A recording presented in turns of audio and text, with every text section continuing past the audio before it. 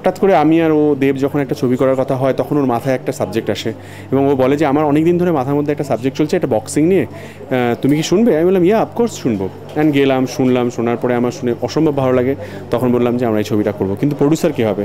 বলো আমরা সবাইকে অ্যাপ্রোচ করে দেখি। তো অ্যাপ্রোচ করা হলো, করার পরে দেখা গেল যে অনেকে রাজি হয়নি, কারণ সবাই চেয়েছিল যে আমরা যে ধরনের সিনেমা আগে বানিয়েছি আমি দেব জিদ্দা মিলে সেই ধরনের সিনেমাই বানাই, কিন্তু আমরা চেয়েছিলাম একটা আলাদা সিনেমা বানাতে।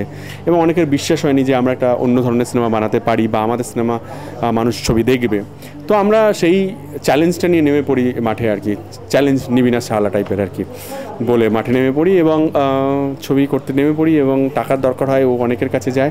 তো লাস্টে নিজে বলে নিজেই প্রডিউস করবো আমি, দরকার নেই কাউকে, এবং এটার হয়তো রিস্ক থাকবে বাট আমরা সবাই মিলে এই রিস্কটা বেয়ার করব।